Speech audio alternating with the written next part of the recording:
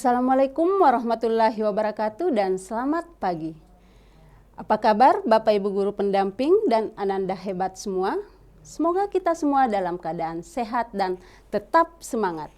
Bersama saya, Ibu Nur Laila, kita akan belajar Bahasa Indonesia, Generasi Smart School, berkarakter cerdas Ki.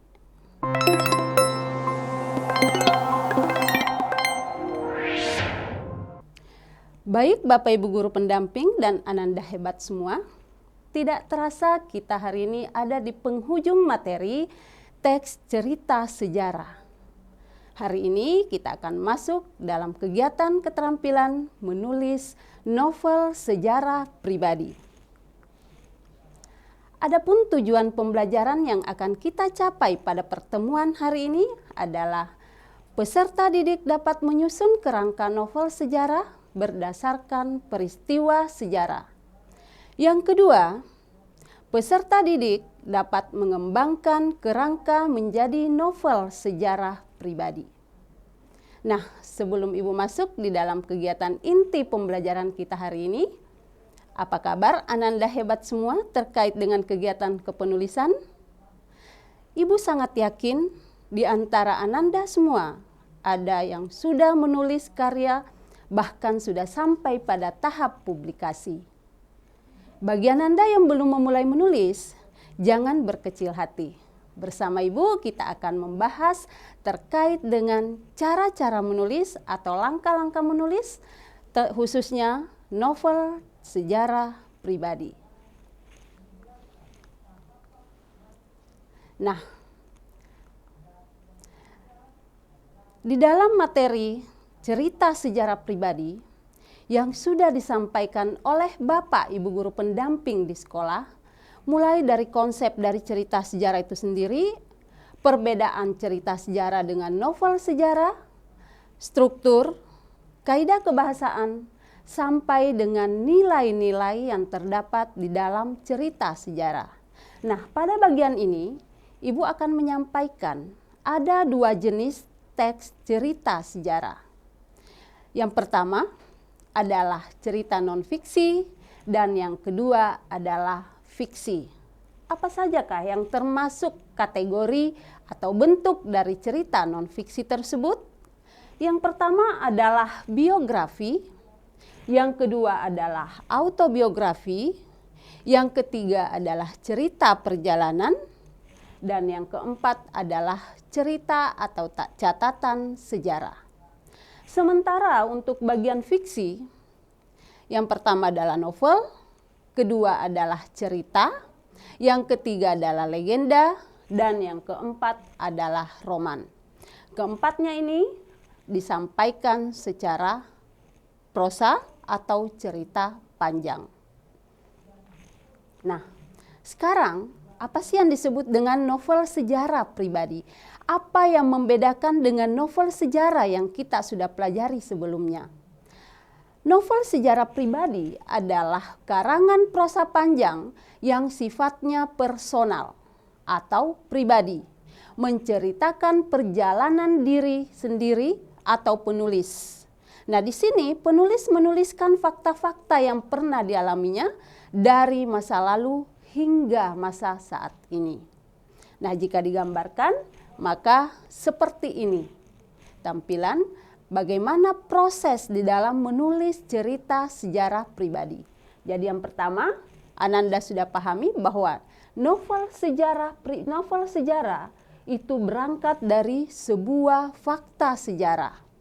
Nah, dari fakta-fakta sejarah ini yang telah diidentifikasi, maka dikemas melalui rekaan atau imajinasi penulis, sehingga masuk kategori fiksi atau suatu cerita yang sudah bukan lagi kenyataan. Karena dari fakta sudah dikemas melalui rekaan atau imajinasi penulis. Tentunya dari konsep inilah yang menjadi landasan buat Ananda di dalam menulis. Selanjutnya, struktur novel sejarah pribadi. sama saja dengan struktur novel sejarah pada umumnya atau jenis fiksi lainnya. Dimulai dari pengenalan situasi cerita, pengungkapan peristiwa, menuju konflik, puncak konflik, penyelesaian, dan koda. Namun untuk koda adalah sesuatu yang sifatnya opsional, bisa ada dan bisa tidak ada. Dengan kata lain, struktur novel sejarah pribadi yang wajib adalah mulai dari pengenalan situasi cerita atau biasa juga disebut dengan orientasi sampai dengan penyelesaian. Tentunya struktur ini tidak menjadi asing buat Ananda. Ananda sudah pelajari pada pertemuan sebelumnya. Baik. Nah, ini langkah-langkah menyusun novel sejarah. Sebelumnya, mungkin terfikir di kepala Ananda bahwa menulis itu adalah sesuatu yang sulit. Menulis itu sangat memerlukan waktu yang panjang. Atau menulis itu hanya orang-orang tertentu yang memiliki bakat yang baik dalam hal kepenulisan. Kekhawatiran-kekhawatiran tersebut tidak akan pernah Ananda buktikan jika tidak memulai. Nah, sekarang kita mulai dengan yang paling pertama wajib hadir adalah menentukan tema. Tema dan judul adalah sesuatu yang berbeda. Tema adalah pokok pembahasan atau permasalahan di dalam sebuah cerita. Yang memegang kendali awal ketika kita memulai cerita adalah tema. Judul adalah nama sebuah karangan. Tetapi Ibu harapkan Ananda tidak memahami sesimpel atau sesederhana itu. Judul memegang peranan penting dari sebuah hasil karya. Maka sangat diharapkan judul itu mampu memprovokasi pembaca. Dalam artian dari judul yang menarik, orang akan tertarik untuk mengulik isinya secara lengkap. Selanjutnya yang kedua adalah membuat outline cerita. Biasa juga disebut dengan kerangka tulisan. Apakah Ananda di dalam menulis masih membutuhkan kerangka? Sudah pasti. Sebagai penulis pemula, kerangka karangan sangat dibutuhkan. Apa tujuan dari outline atau kerangka cerita tersebut? Tujuannya adalah untuk memudahkan Ananda di dalam menulis karena menjadi panduan Ananda di dalam proses penyampaian ide sehingga tidak keluar dari tema yang sudah ditentukan. Yang ketiga, menentukan pusat pengisahan. Apa sih yang disebut dengan pusat pengisahan? Pusat pengisahan biasa juga disebut dengan sudut pandang atau istilah lain adalah point of view. Menentukan pusat pengisahan ditandai dengan kata ganti yang digunakan oleh penulis atau pengarang di dalam ceritanya. Kata ganti yang biasa digunakan adalah kata ganti orang pertama, yaitu kata ganti aku atau saya. Dan yang kedua adalah kata ganti orang ketiga, yaitu nama orang atau dia. Nah, menentukan pusat pengisahan ini bisa kita ketahui posisi pengarang. Apakah dia sebagai tokoh utama jika menggunakan kata ganti orang pertama atau sebagai pencerita atau berdiri di luar cerita ketika menggunakan kata ganti orang ketiga. Selanjutnya adalah menentukan penokohan. Ruang lingkup dari penokohan ada dua. Ada tokoh dan ada perwatakan. Tokoh adalah pelaku, pemeran di dalam sebuah cerita. Disinilah kesempatan Ananda untuk menentukan siapa yang menjadi tokoh. Dan bagaimana watak di dalam tokoh yang Ananda tentukan. Nah, di dalam menentukan tokoh ada 3, biasa dikenal dengan tokoh antagonis, protagonis, dan tritagonis. Yang kelima adalah menentukan latar atau setting. Ada latar waktu, ada latar suasana, dan ada latar tempat. Yang keenam adalah penyajian alur. Penyajian alur disajikan secara kronologis, secara berurutan, secara sistematis di dalam sebuah cerita. Berdasarkan urutan waktu. Jadi penyajian alur biasa dikenal dengan alur maju, alur mundur, alur gabungan, dan sebagainya. Dan yang paling terakhir adalah proses editing. Silakan Ananda mencermati, ada 7 poin penting langkah-langkah di dalam menyusun novel sejarah.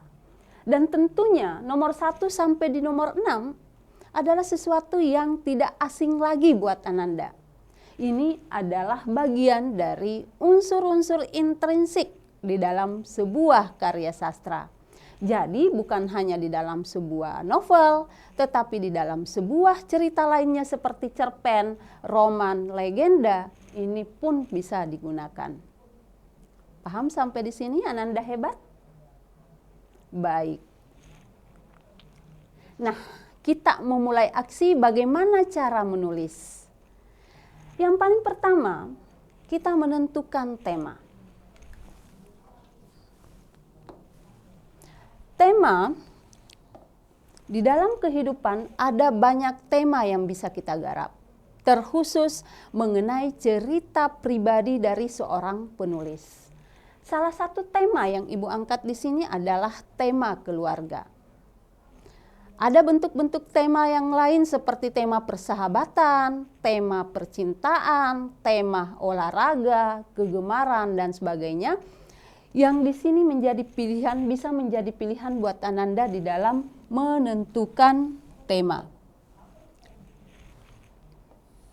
Baik, ini adalah tema. Tema ini adalah pokok permasalahan yang menjadi pusat pengisahan di dalam cerita yang sebentar Ibu buat.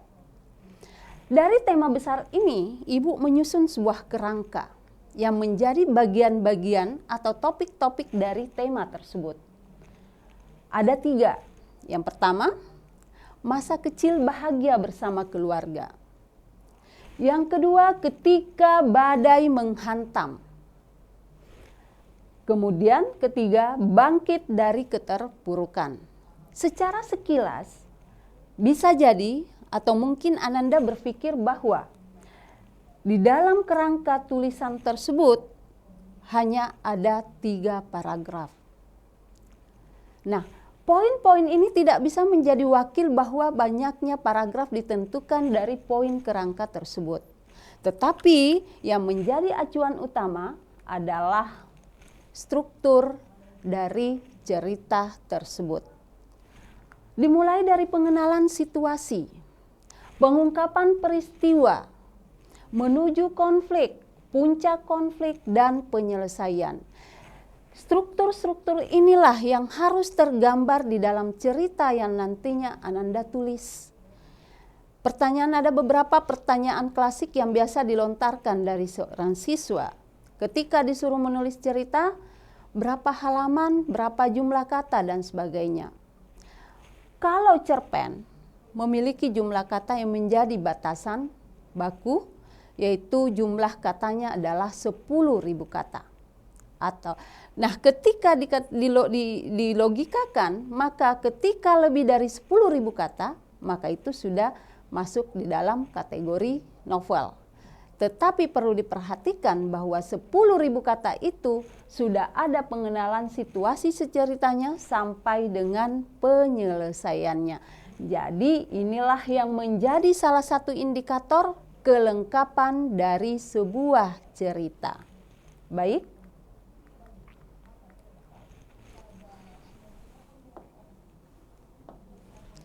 Nah, sekarang kita mulai. Silahkan Ananda mencermati. Semoga apa yang ada di layar ini bisa terbaca dengan baik untuk Ananda di sekolah masing-masing, tentunya di bawah pembimbingan dari Bapak Ibu guru di sekolah.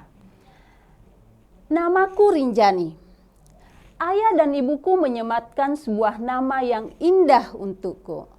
Menurut ibuku, Kata Rinjani memiliki makna kuat dan cantik, seperti Gunung Rinjani. Semua orang menyapaku Jani. Aku anak bungsu dari 2 bersaudara. Kakakku juga seorang perempuan yang bernama Bening. Sesuai namanya, kakakku sangat cantik karena memiliki kulit yang putih. Kami memiliki usia yang terpaut jauh, 13 tahun. Keluarga kami adalah keluarga sederhana. Ayah dan ibuku berprofesi sebagai guru. Kami hidup rukun dan bahagia. Limpahan kasih sayang aku dapatkan dari ayah, ibu, juga kakakku. Terlebih karena aku selalu meraih juara 1 sejak SD kelas 1 sampai kelas 6. Setiap kali ibu menemaniku menerima raport, senyum ibu selalu tersungging dari bibir tipisnya yang cantik. Ketika lulus SD, aku dengan mudah memilih sekolah SMP favorit yang aku idamkan karena aku memiliki nilai tertinggi di antara teman-temanku. Ayah dan ibuku selalu mendukungku selama itu baik. Setiap berangkat ke sekolah, aku selalu membawa bekal buatan ibu. Meskipun ibu mengajar, tetapi selalu menyempatkan untuk membuat bekal kesukaanku. Ini adalah bagian awal dari sebuah cerita. Ketika Ananda mencermati paragraf tersebut, mungkin terlintas di pikiran Ananda apa yang membedakan novel sejarah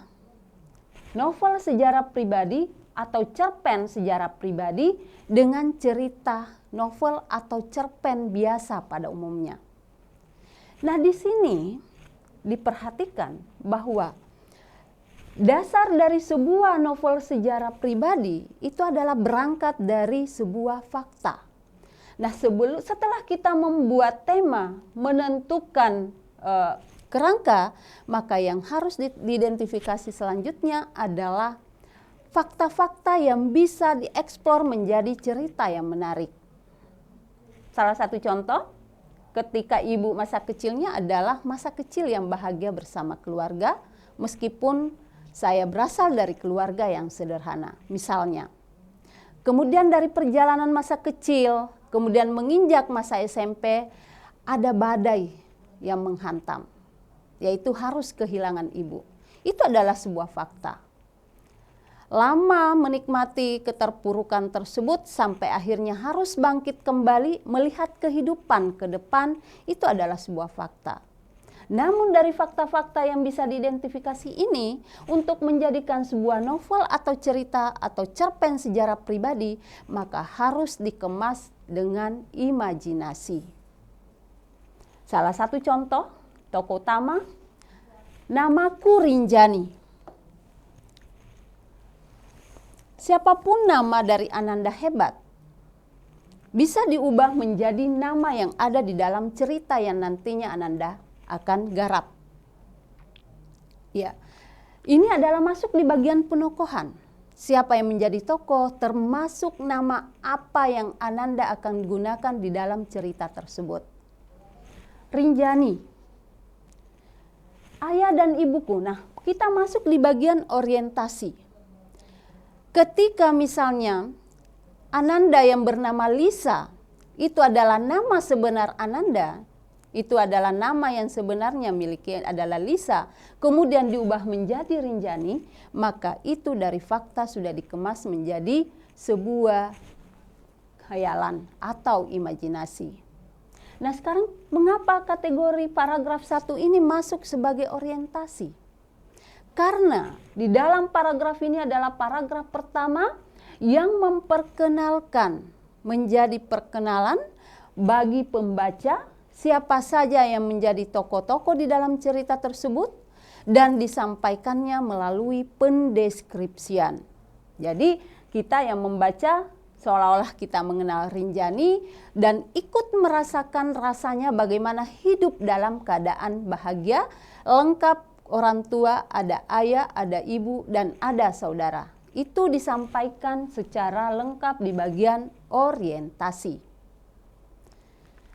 Nah, sekarang kita masuk di bagian urutan peristiwa.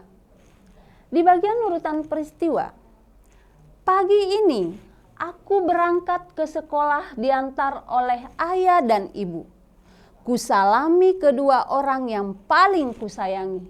Aku melangkah ke gerbang sekolah sambil kutengok kembali ayah dan ibu yang sudah menjauh. Hatiku gelisah, sulit kuterjemahkan perasaanku. Dan jam pelajaran pertama matematika kubiarkan berlalu tanpa semangat. Padahal itu adalah mata pelajaran kesukaanku.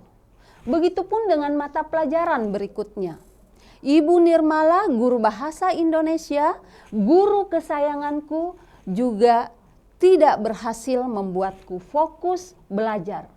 Aku masih tetap gelisah. Nah, dicermati kembali di dalam paragraf ini. Meskipun paragraf ini singkat, tetapi ada beberapa peristiwa yang terjadi. Yang pertama, pagi ini aku berangkat ke sekolah. Kemudian peristiwa yang kedua adalah diantar oleh ayah dan ibu. Selanjutnya, aku melangkah ke gerbang sekolah, berarti peristiwa selanjutnya si Rinjani sudah masuk ke dalam sekolah. Kemudian selanjutnya, hati Rinjani gelisah. Mata pelajaran matematika, banyak peristiwa, berlalu tanpa semangat. Begitupun dengan pelajaran bahasa Indonesia. Ada beberapa peristiwa yang disampaikan secara runtut, secara kronologi. Nah, kita lanjutkan ceritanya menuju konflik. Jadi, di dalam menulis cerpen ataupun cerita lain, untuk menggambarkan struktur, biasa ibu gambarkan dengan bentuk piramida terbalik agar memudahkan Ananda memahami. Jadi yang pertama tadi adalah orientasi.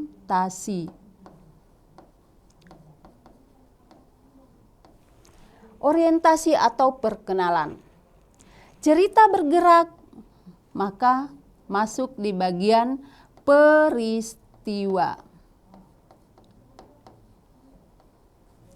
Nah, ceritanya bergerak lagi, berarti sudah ada menuju konflik. Saat ini kita masuk di menuju konflik. Baik, kita lanjutkan membaca. Pertengahan pembelajaran, gawaiku berdering. Aku minta izin untuk menerima telepon, ternyata Kak Bening yang mengabariku kalau ayah dan ibuku mengalami kecelakaan dan dirawat di rumah sakit. Aku berteriak histeris, membuat seisi kelas kaget. Ibu Nirmala memelukku, samar kulihat, akhirnya gelap. Menuju konflik, berarti ada tambahan dari ada gerakan peristiwa tadi. Peristiwa yang hatiku gelisah bergerak, ternyata ada kabar yang didengar oleh Rinjani sehingga akan menuju pada konflik, yaitu ayah dan ibunya mengalami kecelakaan. Nah, berarti di bagian sini adalah konflik. Nah, ketika cerita ini diteruskan, berlanjut, maka akan menuju komplikasi.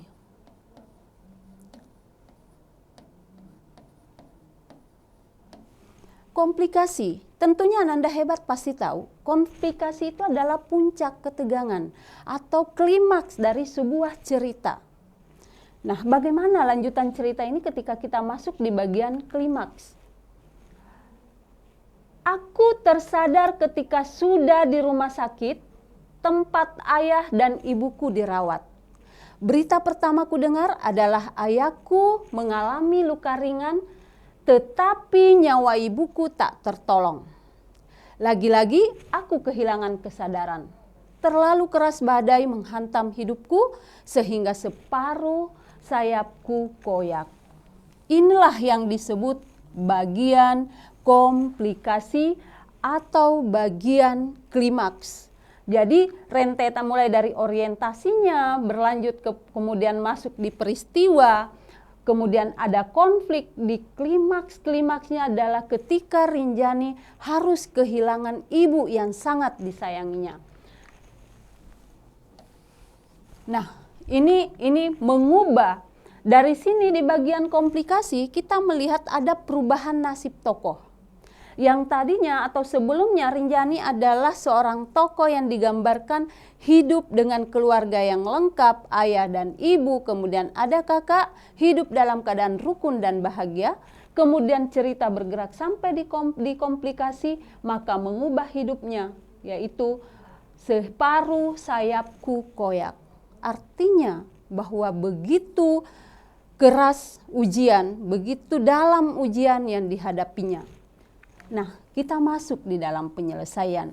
Ananda hebat, penyelesaian itu adalah ketika sudah ditemukan solusi.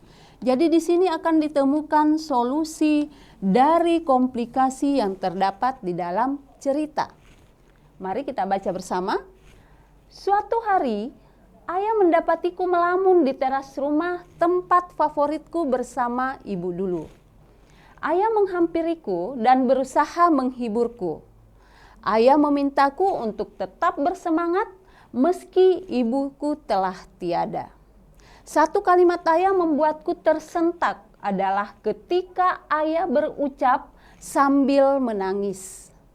Ayah tak sesempurna ibu untuk Rinjani, tapi ayah akan mencoba menjadi ayah sekaligus ibu untuk menemani Rinjani sampai akhir hayat ayah. Jangan biarkan ibu menangis dengan melihatmu seperti ini. Air mata ayah luruh membasahi tanganku yang sedang digenggamnya. Aku tak sampai hati melihat ayah menangis dan merasa bersalah karena telah mengabaikannya selama ini. Cukup satu sayapku yang patah. Aku tak mau sayapku kembali patah karena aku akan bisa terbang bersama ayah dan Kak Bening. Disinilah masuk bagian penyelesaian. Tadi Ibu sudah sebut bahwa penyelesaian berarti sudah ada solusi. Apa solusi yang ditemukan dari tokoh Rinjani dari komplikasi kemudian menuju penyelesaian? Adalah dia sadar bahwa hari-harinya dia nikmati dalam keadaan terpuruk, dia tidak bisa bangkit. Ternyata di sisi lain masih ada orang-orang yang menyayanginya, yaitu ayah dan ibu. Inilah yang membuat hidupnya kembali bangkit dan bersemangat. Dan disitulah berakhir cerita dengan indah atau biasa juga disebut dengan happy ending. Nah, bagaimana Ananda?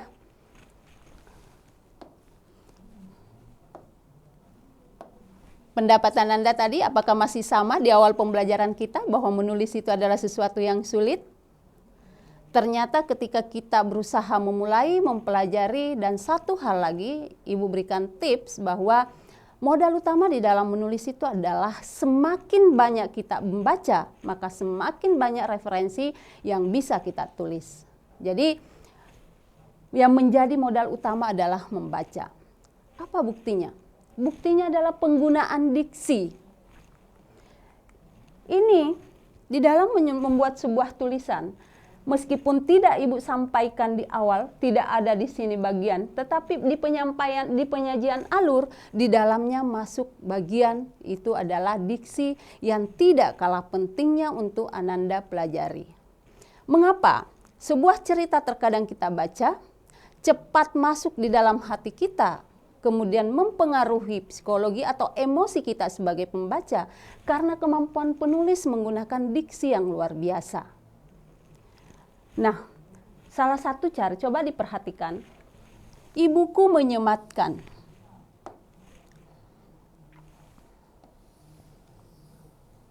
Ini satu contoh.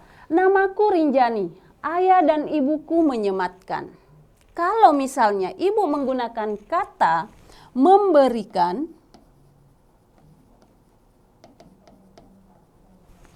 kalimat ini tidak menjadi salah.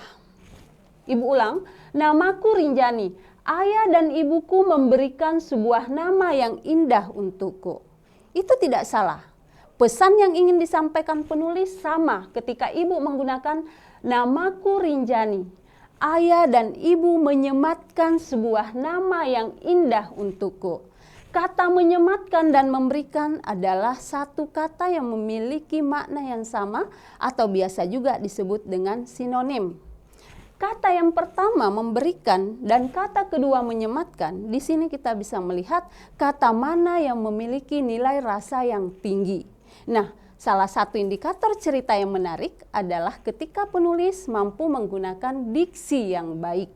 Diksi yang baik itu adalah sangat mempengaruhi cerita sehingga cerita tersebut tidak monoton. Kemudian selanjutnya ada beberapa mungkin di sini. Kata terpaut. Kami memiliki usia yang terpaut jauh. Kami memiliki usia yang berbeda jauh. Itu pun memiliki makna yang sama. Kemudian, limpahan kasih sayang terlebih karena aku selalu meraih juara 1 dan seterusnya. Ada beberapa diksi yang memang harus digunakan untuk bisa menarik pembaca agar tidak merasa bosan di dalam membaca tulisan kita. Nah, diperhatikan, begitupun mata pelajaran berikutnya, hatiku gelisah. Kata gelisah bersinonim dengan kata galau. Ini kata galau sangat familiar dengan Ananda semua. Sedikit-sedikit saya galau, Bu. Sedikit-sedikit saya galau, Bu. Ini kata galau sama dengan kata gelisah. Penggunaannya pun sebenarnya bisa digunakan keduanya dan memiliki makna yang sama. Sulit ku terjemahkan pelajaranku.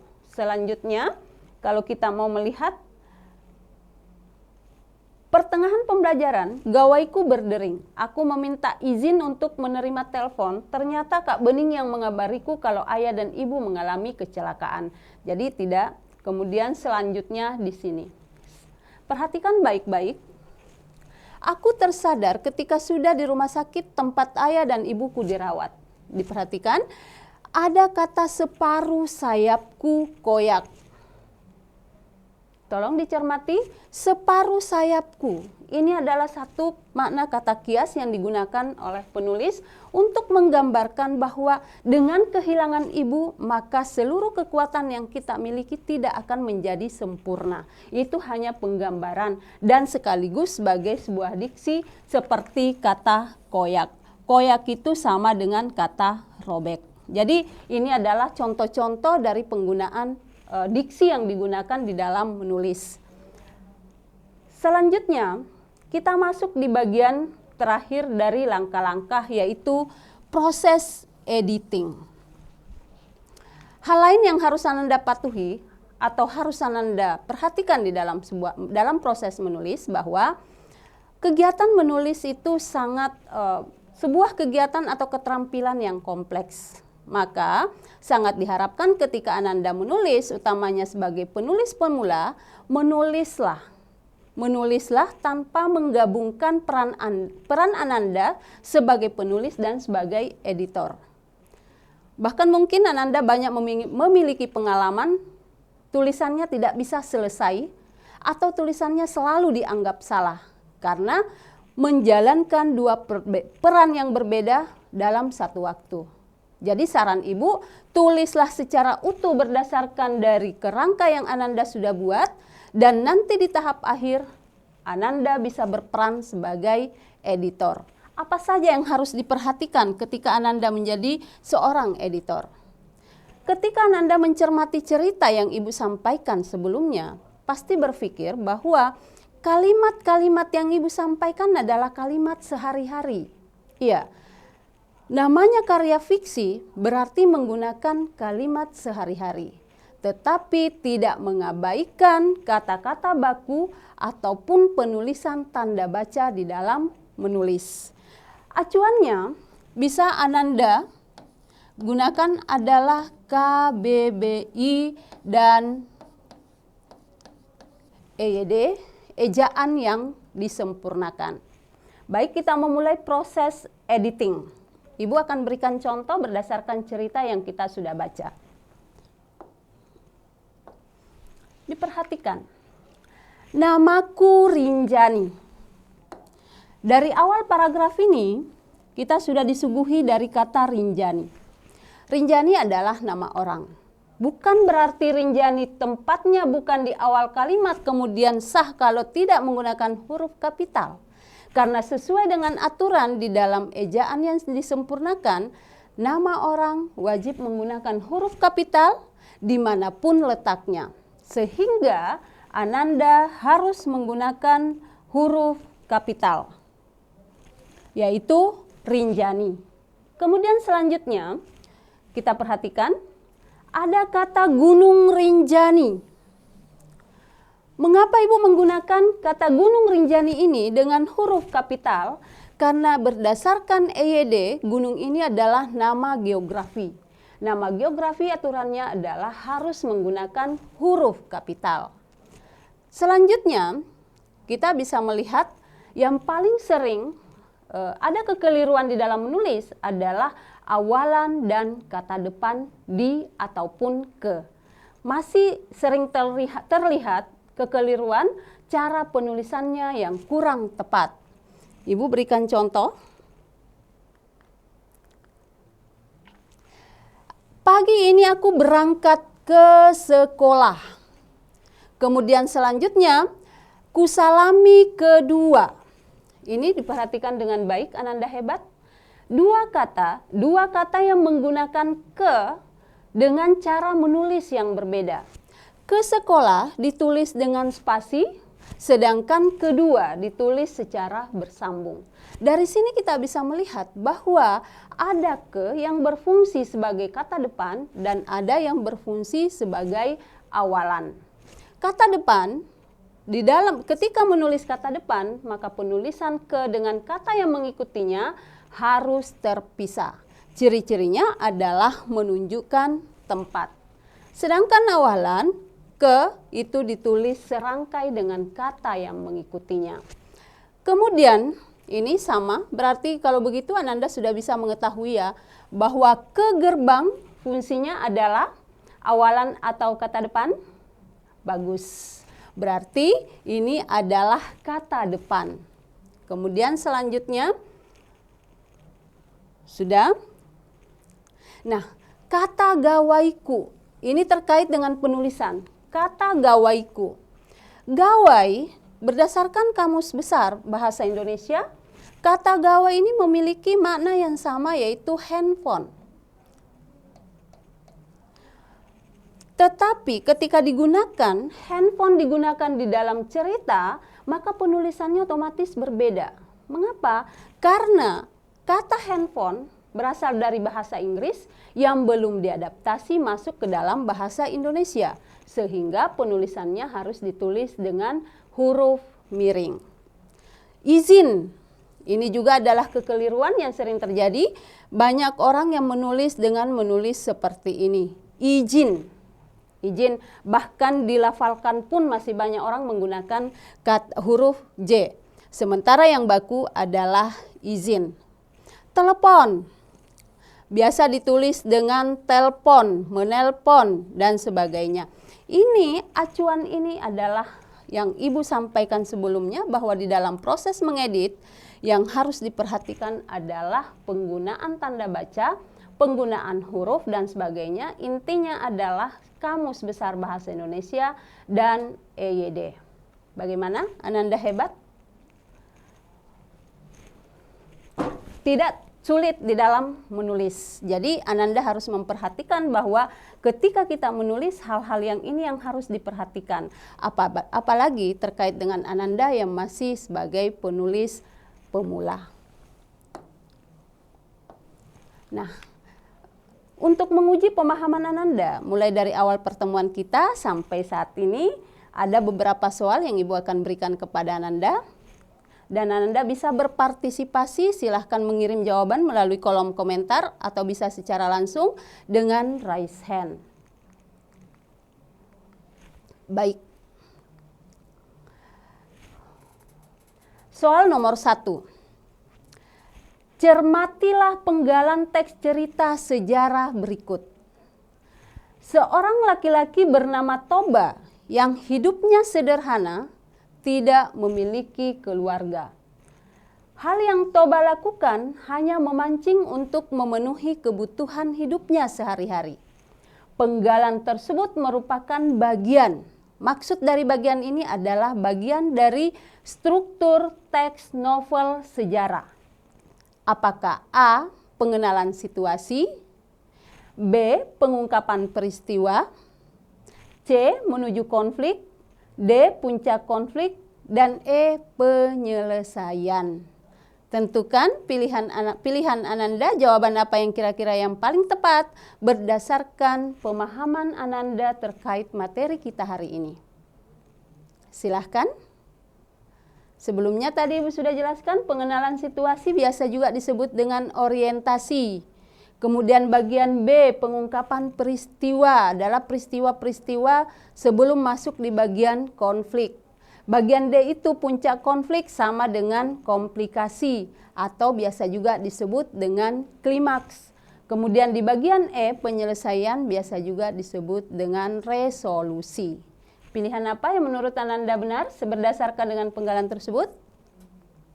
Baik, jadi jawaban yang paling tepat adalah pengenalan situasi.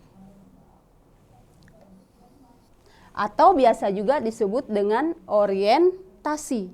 Mengapa jawaban A yang benar? Karena dari sini kita sudah bisa melihat seorang laki-laki yang bernama Toba. Dari sini kita bisa lihat bahwa yang menjadi nama, yang menjadi pusat pengisahan ini adalah Toba. Yang menjadi pengisahan adalah Toba. Kemudian digambarkan adalah hidupnya sederhana, tidak ada keluarga. Dari sini kita bisa mendapatkan perkenalan awal dari sebuah cerita sehingga jawaban yang paling tepat adalah A. Kita lanjut ke nomor 2. Nomor 2. Cermatilah penggalan cerita sejarah berikut. Pada suatu hari saat memancing, Toba mendapati kail pancingnya menangkap ikan yang besar. Namun Toba terkejut saat mendapati ikan besar tersebut berubah menjadi seorang wanita cantik. Penggalan tersebut merupakan bagian apa? Pola soal ini masih sama dengan pola soal nomor 1. Apakah orientasi? Apakah pengungkapan peristiwa, konflik, puncak konflik, atau penyelesaian? Silahkan, saya sangat yakin, Ibu sangat yakin bahwa Ananda sudah bisa memahami dan memiliki jawaban yang tepat. Kira-kira apa? Baik, ada dari SMA Negeri 10 Bulukumba, SMA 2 Sopeng memilih B, kemudian SMA 7 Sinjai juga memilih B, SMA Negeri 2 Bone memilih B. Salam hormat buat Bapak Ibu guru pendamping di sekolah masing-masing. Sangat benar bahwa di soal nomor 2 jawaban yang paling tepat adalah pengungkapan peristiwa. Bagaimana caranya menjelaskan bahwa ini adalah pengungkapan peristiwa? Peristiwa yang pertama adalah pada saat memancing. Kemudian kailnya menangkap ikan besar. Kemudian berubah menjadi wanita cantik. Jadi jawaban yang paling tepat adalah B. Terima kasih untuk partisipasi Ananda dan jawabannya sudah tepat. Adapun Ananda yang masih belum sempat menjawab tetapi sudah memiliki jawaban, Ibu yakin jawaban Ananda adalah jawaban-jawaban yang tepat. Nah, karena keterbatasan waktu, Ibu memberikan silahkan di-scan. Ini adalah barcode yang melengkapi kebersamaan kita pada pertemuan hari ini adalah refleksi. Silahkan di-scan. Kemudian diberikan refleksi kepada Ibu dan selanjutnya dilengkapi dengan tugas bersama Bapak dan Ibu di sekolah masing-masing terkait dengan menulis cerita atau novel sejarah pribadi. Ananda hebat. Harapan terbesar Ibu pada kesempatan kali ini adalah Ananda dapat mendapatkan pengalaman atau pembelajaran yang berharga. Menulis itu tidak sulit. Hal tersulit di dalam menulis adalah ketika tidak memulainya. Maka menulislah. Karena ketika ingin dikenang oleh sejarah, maka yang harus kita lakukan adalah menulis. Terima kasih atas kebersamaan kita pada hari ini. Ibu ucapkan Assalamualaikum warahmatullahi wabarakatuh.